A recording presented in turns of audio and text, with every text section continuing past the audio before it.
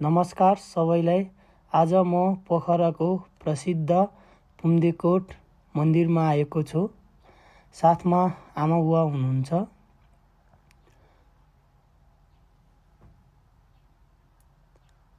अहिले हामी गेटभित्र प्रवेश गर्दैछौँ। आजको भिडियोमा यहाँको यात्रा सँगसँगै यसको इतिहास र अनुभव तपाईहरुलाई देखाउनेछु। गेटबाट छिरेपछि सुरु हुन्छ यो उकालो बाटो।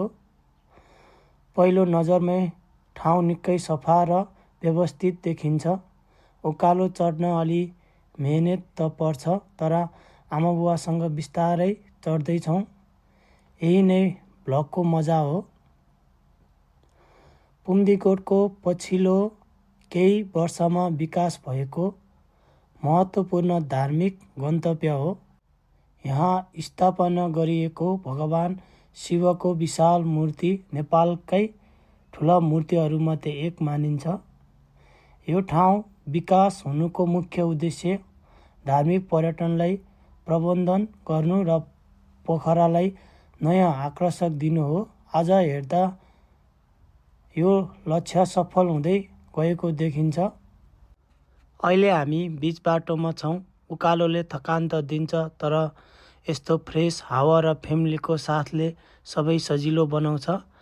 आमा बुवासँग यस्ता यात्राहरू सधैँ स्पेशल हुन्छन्। यो क्षेत्र धार्मिक मात्र होइन, आर्थिक हिसाबले पनि महत्त्वपूर्ण बन्दै गएको छ। यहाँ आउने पर्यटकहरूले स्थानीय व्यवसायलाई पनि सहयोग गरिरहेको छन्। जति माथि पुग्दैछौँ, दृश्य झन् खुल्दै गइरहेको छ। अब हामी लगभग माथि पुगिसक्यौँ। यहाँबाट पोखराको सहर र फेवाताल देखिन थालेको छ। साँच्चै ब्रेथ थिङ्किङ। यति माथि आउँदा थकानभन्दा खुसी बढी हुन्छ।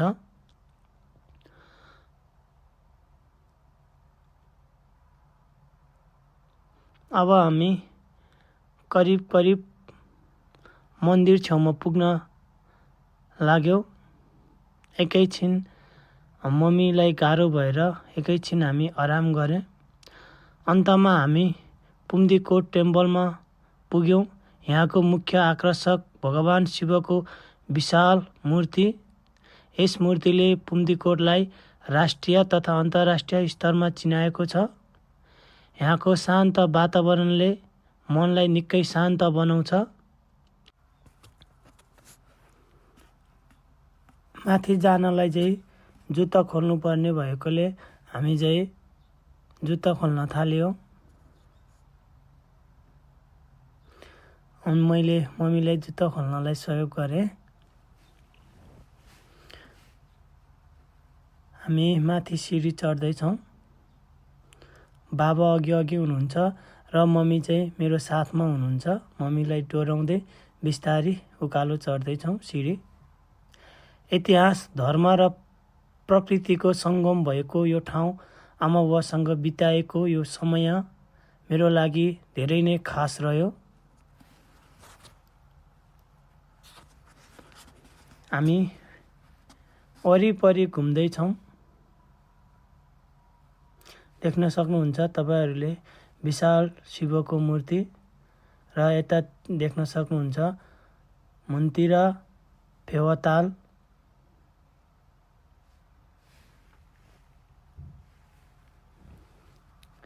मम्मीसँगै हिँड्दैछु।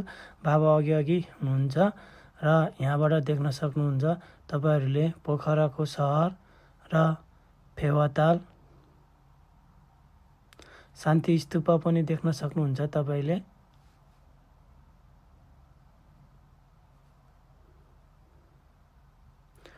हामी चाहिँ अझै एक राउन्ड लाउँदैछौँ।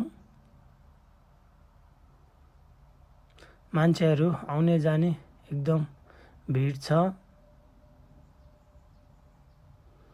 फाइनली हामीले चाहिँ एक राउन्ड लाइसक्यौँ र हामी फर्किने क्रममा छौँ। हामी फर्किँदैछौँ बिस्तारी। म अघि मम्मी र बाबा पछि हुनुहुन्छ।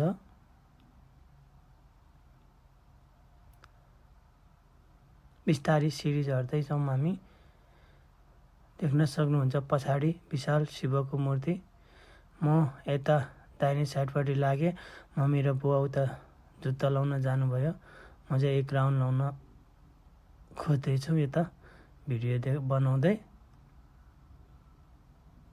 मम्मी बुवा जुत्ता लाउन गइसक्नुभयो र मैले जुत्ता लाएर हामी चाहिँ फर्क्यौँ।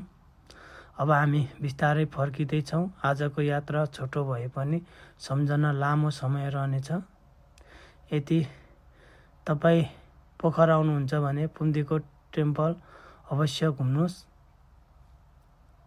हामी चाहिँ फर्किँदैछौँ, बिस्तारै ओह्रालो झर्दैछौँ।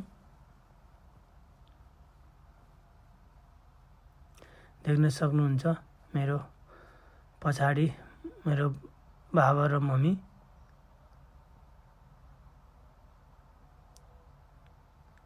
वरिपरि होटेलहरू छ।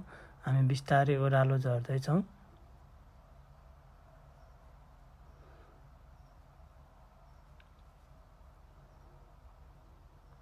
यहाँ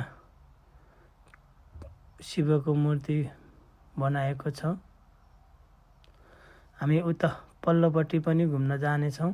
पुम्दीकोटको ड्रिम सिटी पार्कमा पारिपट्टि देख्न सक्नुहुन्छ पोखराको ड्रिम सिटी पार्क। एकदम राम्रो छ।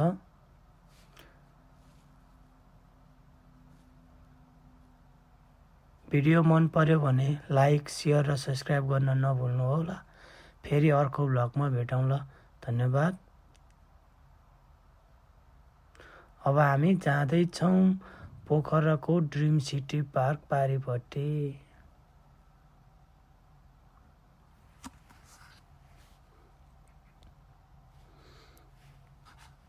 यति भन्दै आजको भ्लगलाई चाहिँ यहीँ अन्त्य गर्न चाहन्छु। धन्यवाद।